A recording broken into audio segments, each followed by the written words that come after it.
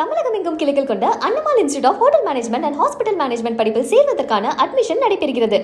காவிரியிலிருந்து ஜூலை மாதத்தில் தமிழகத்திற்கு 31.24 டிஎம்சி தண்ணீரை திறந்துவிட உச்சநீதிமன்றம் உத்தரவு பிறப்பித்திருக்கிறது. இது தொடர்பான மேலும் விவரங்களை வழங்குவதற்காக நமது செய்தியாளர் டார்வின் இணைப்பில் உள்ளார். டார்வின், இது தொடர்பான விவரங்கள் என்ன? காவிரி நீர் ஒழுங்காற்று குழுவுடைய 117வது கூட்டம் ஆன்லைன் வாயிலாக இன்று நடைபெற்றிருந்தது. குறிப்பாக பார்த்தோம் என்றால் இந்த கூட்டத்தில் கர்நாடகா, தமிழ்நாடு, கேரளா, புதுச்சேரி ஆகிய மாநிலங்களை சேர்ந்த அதிகாரிகள் ஆன்லைன் வாயிலாக கலந்து கொண்டிருந்தார்கள். அந்த கூட்டத்தை பொறுத்த வரைக்கும் காவிரியில் இருக்கக்கூடிய அணைகளில் இருக்கக்கூடிய நீர் இருப்பு மற்றும் காவிரியில் இருக்கக்கூடிய அந்த நீர்பிடிப்பு பகுதியில் இருக்கக்கூடிய சீதோஷ்ண நிலை, காவிரியுடைய நீர் வரத்து உள்ளிட்ட அந்த புள்ளி விவரங்கள் குறித்து விவாதிக்கப்பட்டது. அதே வேளையில் கடந்த காவிரி நீர் மேலாண்மை ஆணைய கூட்டத்தில் உத்தரவின்படி கர்நாடகா அரசாங்கம் தமிழகத்திற்கு கொடுக்க வேண்டிய நீரை கொடுத்திருக்கிறதா உள்ளிட்ட விவகாரங்கள் எல்லாம் விவாதிக்கப்பட்டிருந்தது. அதன் அடிப்படையில் தான் உச்சநீதிமன்றத்தினுடைய இறுதி தீர்ப்பின் அடிப்படையில் ஜூலை மாதத்திற்கு தமிழகத்திற்கு தர வேண்டிய 31.24 டிஎம்சி நீரை கர்நாடகாவானது தங்கு தடையின்றி கொடுக்க வேண்டும், திறந்துவிட வேண்டும் என்று அந்த காவிரி நீர் ஒழுங்காற்று குழுவானது ஒரு உத்தரவை பிறப்பித்திருக்கிறது. அதே வேளையில்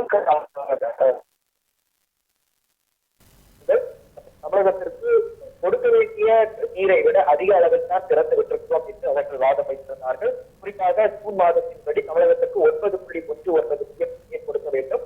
ஆனால் 16 டிஎம்சிக்கும் அதிக நீரை திறந்து விட்டிருப்பதாக கர்நாடக அதிகாரிகள் தெரிவித்திருந்தார்கள்.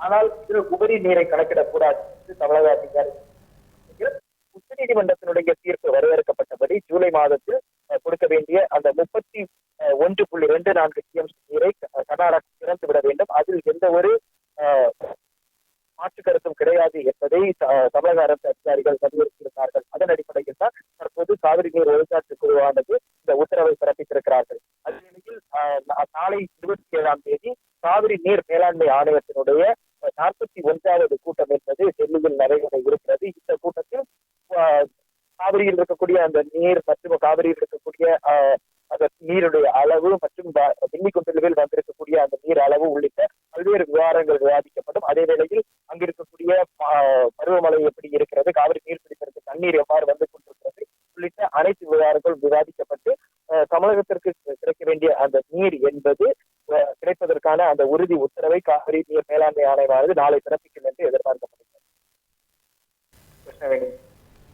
காவிரி அணையிலிருந்து ஜூலை மாதத்திலிருந்து 31.24 டிஎம்சி அளவை தமிழகத்திற்கு திறந்துவிட வேண்டும் என்று உச்சநீதிமன்றம் உத்தரவு பிறப்பித்திருக்கிறது. இது குறித்து முழுமையான விவரங்களை வழங்கியதற்கு நன்றி டார்வின்.